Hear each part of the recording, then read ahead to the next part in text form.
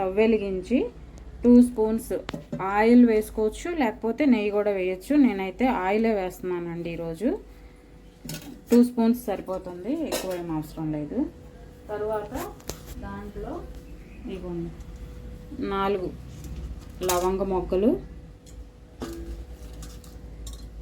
ఒక 1/2 ఇంచ్ దాల్చిన చెక్క, ఒక ఇలాచి, ఒక లీఫ్ సరిపోతుంది. ఇవి మంచిగా ఫ్రై చేసుకున్న తర్వాత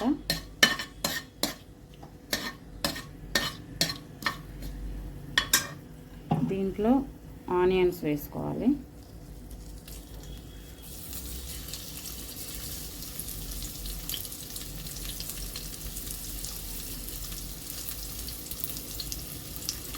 పచ్చిమిరపకాయలు అండి, మీ టేస్ట్కి తగ్గట్టు. కారం ఎక్కువ కావాలంటే కొంచెం ఎక్కువగా కూడా వేసుకోవచ్చు. నేనైతే 2 వేస్తున్నానండి.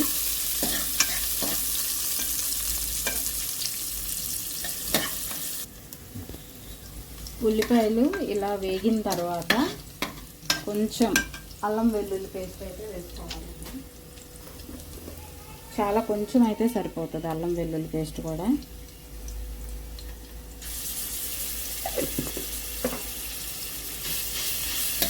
దీంట్లో కావాలంటే మనం ఇంకా క్యారెట్, పచ్చి బఠానీ, బీన్స్, ఇంకా వెజిటబుల్స్ కూడా మిక్స్ చేసుకోవచ్చు అండి.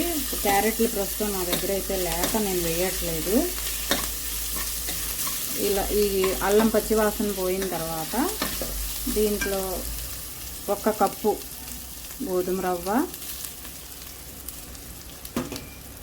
1/2 కప్ అండి, ఇది చిన్నది బౌలు అందుకని నిండా కనిపిస్తుంది. 1/2 కప్పు మసూర్ దాల్ కడిగి పెట్టుకున్నానండి. మంచిగా కడిగేసి పెట్టుకుంటే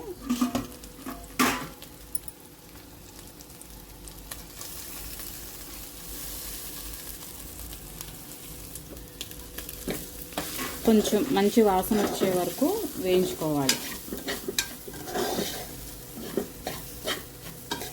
గోధుమ రవ్వ వేగుతుంటే మంచి సువాసన వస్తుంది. వేగింది అనుకుంటే అంతవరకు వేయించుకోవాలి.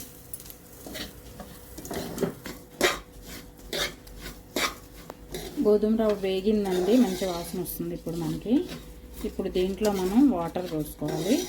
గోధుమ రవ్వ 1 కప్ వేసాం కదండి, 3 కప్స్ వాటర్ వేసుకుంటే సరిపోతుంది.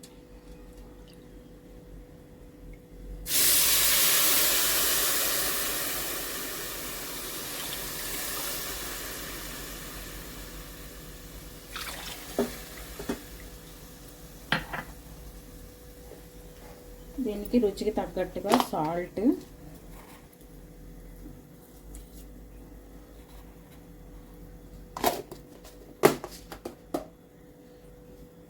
ఒక చిటికెడంతా పసుపు,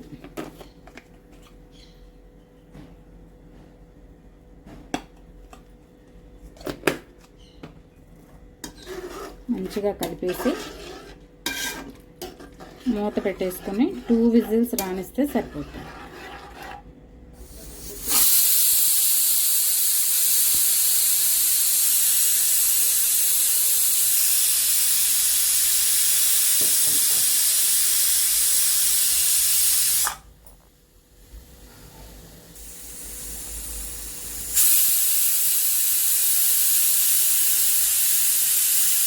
ప్రెషర్ తగ్గిందండి, కుక్కర్ ఓపెన్ చేసుకుందాం. ప్రెషర్ తగ్గిందండి, కుక్కర్ పాన్ ఓపెన్ చేసుకున్నాము. ఇలా రెడీ అయింది మన కిచిడి.